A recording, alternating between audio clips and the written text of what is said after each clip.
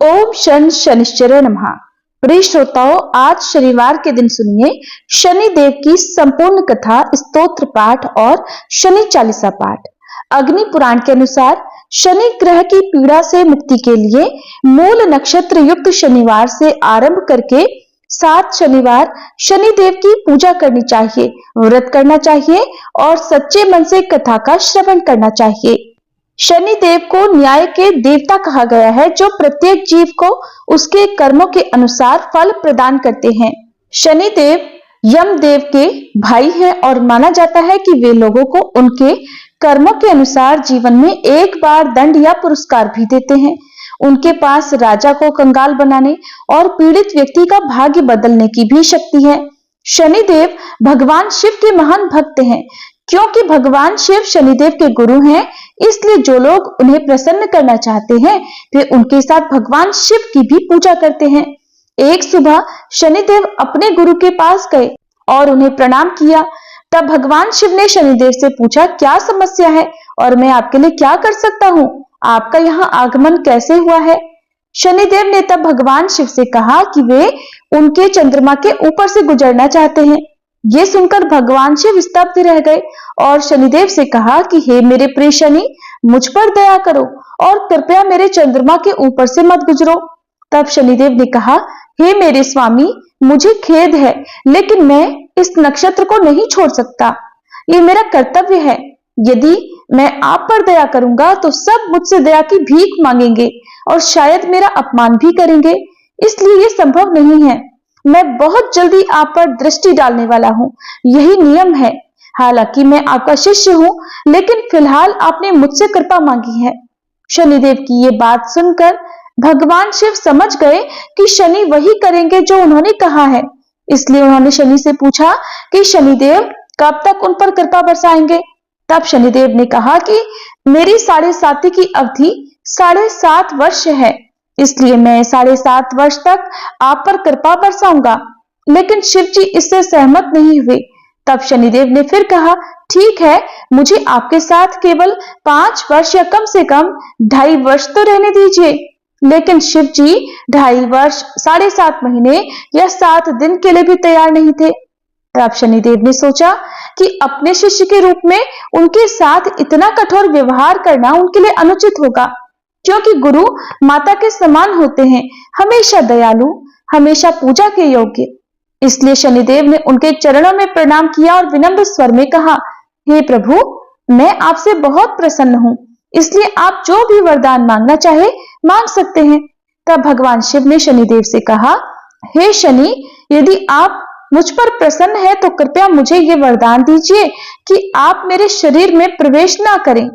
तब शनिदेव ने अपने गुरु भगवान शिव से कहा, प्रभु, यदि मैं आपको छोड़ दूं तो संसार में मेरा कोई भी आदर नहीं करेगा और शायद मेरा अपमान भी करेगा। फिर भी मैं आपको ये वरदान देता हूँ, मैं आपकी चंद्र राशि में केवल 7.5 प्रहर यानी 22.5 घंटे ही रहूंगा। तब भगवान शिव ने कहा, नहीं, मुझे लगता है कि आपको मेरी चंद्र राशि में 1 और सवा प्रहर यानी 3 घंटे और 45 मिनट ही रहना चाहिए।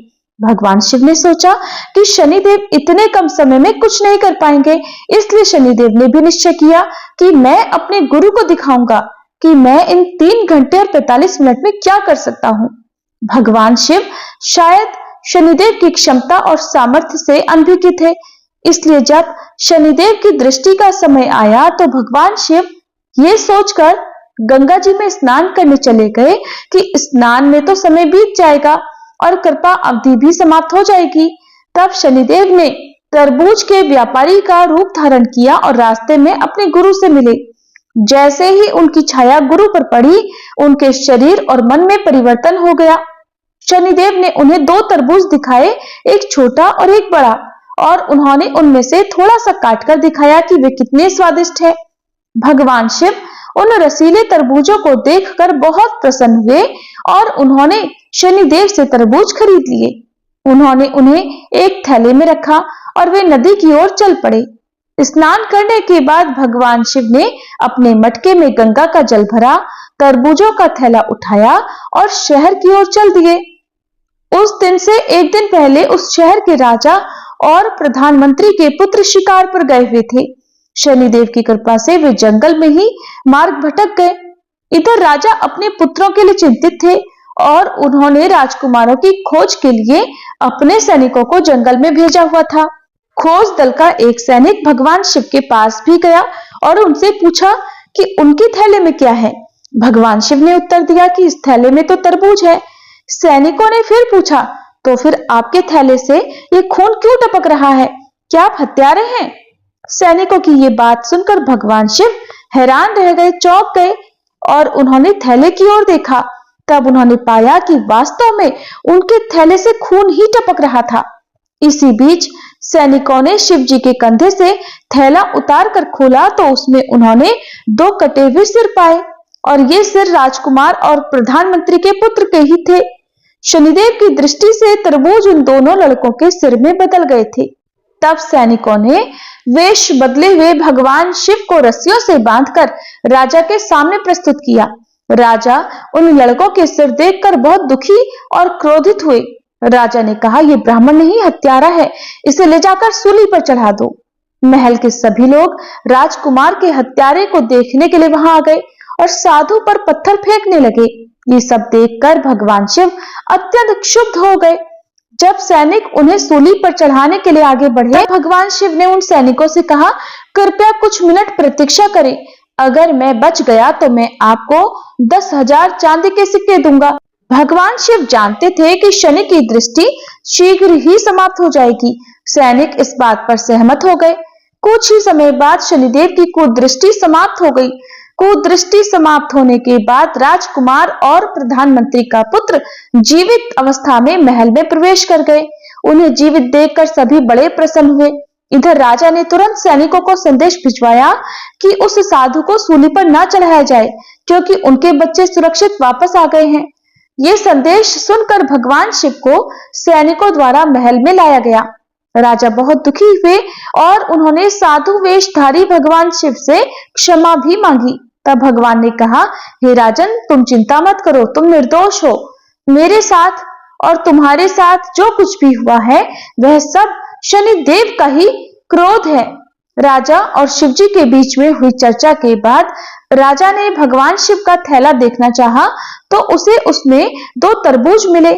उसने साधु के लिए सुगंधित स्नान की व्यवस्था की और आसन पर बैठकर उनकी पूजा की और उन्हें स्वादिष्ट भोजन कराया। राजा ने उन्हें नए वस्त्र दिए और उनके थैले में चांदी के सिक्के भर दिए। तब भगवान शिव भी महल से निकल पड़े। रास्ते में उनकी मुलाकात एक जल्लाद से हुई तो उन्होंने उसे सारे सिक्के दे दिए जिसे उन्होंने वचन दे रखा था। इसके बाद भगवान शिव शनिदेव से मिले। तब शनिदेव ने पूछा कि मेरी दृष्टि का क्या फल है गुरुदेव? तब भगवान शिव ने कहा, हे शनि, आप तो महान हैं। केवल 3 घंटे और 45 मिनट की दृष्टि ने मेरी हड्डियां चकनाचूर कर दी। अगर आप 7.5 साल तक मेरे साथ रहते तो क्या होता? आज मैं मानता हूं कि आप सबसे भयानक ग्रह हैं। मैं ये सब सहन कर सकता हूं, लेकिन आज आपने मुझसे वादा किया है कि आप भविष्य में किसी को भी इस तरह परेशान नहीं करेंगे। तब शनिदेव ने कहा, हे प्रभु, मुझे क्षमा करें, लेकिन मैं केवल आपको अपनी शक्ति दिखाना चाहता था। आप कृपया अपने इस बालक को क्षमा कर दीजिए और मैं वचन देता हूं कि मैं फिर कभी आपको इस तरह नाराज नहीं करूंगा। ऐसा कहकर भगवान शिव को प्रणाम करके शनिदेव अपने शनिलोक में वापस लौट गए। प्रिय भक्तजनों, अब सुनिए शनिदेव की दूसरी कथा। एक बार की बात है कि सभी नवग्रहों में, जिनमें सूर्य, चंद्र, मंगल, बुध, बृहस्पति, शुक्र, शनि, राहु और केतु में विवाद छिड़ गया कि इन सब में बड़ा कौन है। सभी आपस में विवाद करने लगे, लेकिन कोई निर्णय न निकलने पर देवराज इंद्र के पास वे निर्णय कराने पहुंचे। सभी ग्रहों को अपने सामने उपस्थित देखकर इंद्रदेव घबरा गए। फिर उन्होंने निर्णय करने में अपनी असमर्थता जताई, परंतु उन्होंने ये भी कहा, इस समय पृथ्वी पर राजा विक्रमादित्य का राज है, जो कि अति न्यायप्रिय हैं। वे ही इसका निर्णय कर सकते हैं। तब सभी ग्रह एक साथ राजा विक्रमादित्य के पास पहुंचे और अपना विवाद बताया, साथ ही निर्णय करने के लिए भी कहा। राजा विक्रमादित्य इस समस्या से चिंतित थे, क्योंकि वे जानते थे कि जिस किसी को भी छोटा बताया वही क्रोधित हो उठेगा। तब राजा को एक उपाय सूझा। उन्होंने स्वर्ण, रजत, कांस्य, पीतल, शीशा, रांगा, जस्ता, अभ्रक और लोहे से 9 सिंहासन बनवाए और उन्हें इसी क्रम से रख दिया। फिर उन सबसे निवेदन किया कि आप सभी अपने अपने सिंहासन पर स्थान ग्रहण करें। जो भी अंतिम सिंहासन पर बैठेगा वही सबसे छोटा होगा। इसके अनुसार लौह सिंहासन सबसे बाद में होने के कारण शनिदेव सबसे बाद में बैठे तो वही सबसे छोटे कहलाए। अब शनिदेव को लगा कि राजा ने ऐसा जानबूझकर किया है, तो वह क्रोध में आकर राजा विक्रमादित्य से बोले, राजा तू मुझे नहीं जानता। सूर्य 1 राशि में 1 महीना, चंद्रमा 2.25 दिन, मंगल 1.5 महीना, बृहस्पति 13 महीने, बुध और शुक्र 1-1 महीने विचरण करते हैं, लेकिन मैं 2.5 से 7.5 साल तक रहता हूँ। बड़े बड़ों का मैंने विनाश किया है। श्री राम की 7.5 आई तो उन्हें वनवास हो गया।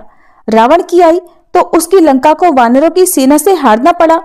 अब तुम सावधान होकर रहना। ऐसा कहकर कोपित हुए शनिदेव जी वहां से चले गए और तब अन्य ग्रह भी खुशी खुशी चले गए। कुछ समय बाद राजा की 7.5 आई। तब शनिदेव घोड़ों के सौदागर बनकर वहां आए। उनके पास कई सारे बढ़िया घोड़े थे। राजा ने यह समाचार सुनकर अपने अश्वपाल को अच्छे घोड़े खरीदने की आज्ञा दी। उसने कई अच्छे घोड़े खरीदे और एक सर्वोत्तम घोड़े को राजा की सवारी करने दे दिया। अब जैसे ही राजा उस घोड़े पर सवार हुए, वह घोड़ा सरपट वन की ओर भागा और घने जंगल में पहुंचकर वह अंतर्ध्यान हो गया। अब राजा भूख प्यास से भटकते रहे। तब एक ग्वाले ने उन्हें पानी पिलाया। राजा ने प्रसन्न होकर उसे अपनी अंगूठी दी और वह अंगूठी देकर राजा अपने नगर को चल पड़े। वहां उन्होंने अपना नाम उज्जैन निवासी वीका बताया और वहां उन्होंने एक सेठ की दुकान में रुककर जलपान किया। कुछ देर रुककर आराम भी किया। भाग्यवश उस सेठ की उस दिन खूब बिक्री हुई। अब सेठ रूप बदले हुए राजा विक्रमादित्य को अपने साथ अपने घर ले गया। वहां पर राजा ने खूंटी पर देखा कि एक हार टंगा हुआ है जिसे खूंटी निकल रही है। देखते ही देखते थोड़ी देर में पूरा हार गायब हो गया।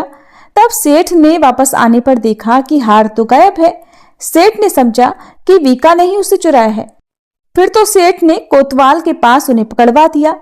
अब उस नगर के राजा ने भी राजा विक्रमादित्य को चोर समझकर उनके हाथ पैर कटवा दिए और नगर के बाहर फेंकवा दिया।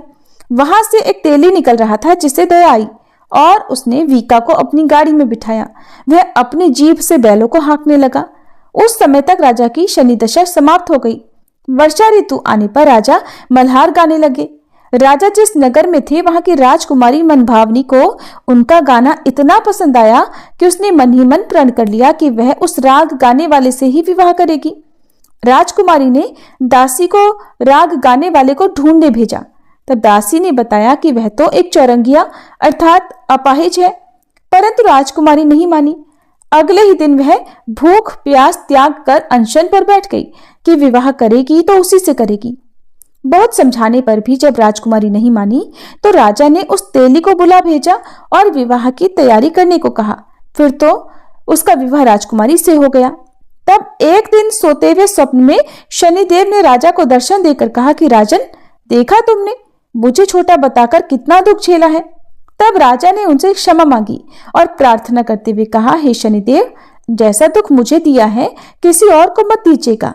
तब शनिदेव मान गए और कहा कि जो मेरी कथा और व्रत करेगा उसे मेरी दशा में कभी कोई दुख नहीं होगा।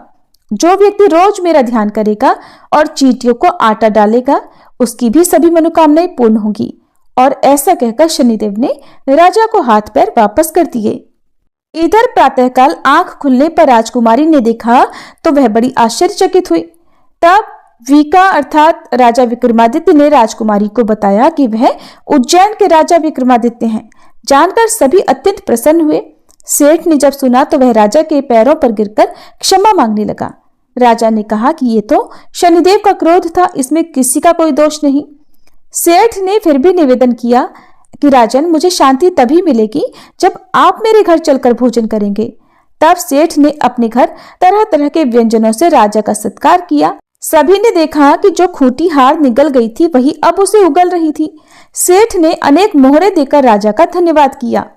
इसके बाद राजा रानी को लेकर अपने राज्य वापस लौट आए, जहां पर उनका खूब धूमधाम से स्वागत किया गया। राजा विक्रमादित्य ने कहा कि उन्होंने शनिदेव को छोटा बताया था, लेकिन वे तो सर्वश्रेष्ठ है। तब से राजा विक्रमादित्य के राज में शनिदेव की पूजा और कथा रोज होने लगी। शनिदेव की ये दिव्य और प्रेरणादायक कथा अब पूर्ण होती है।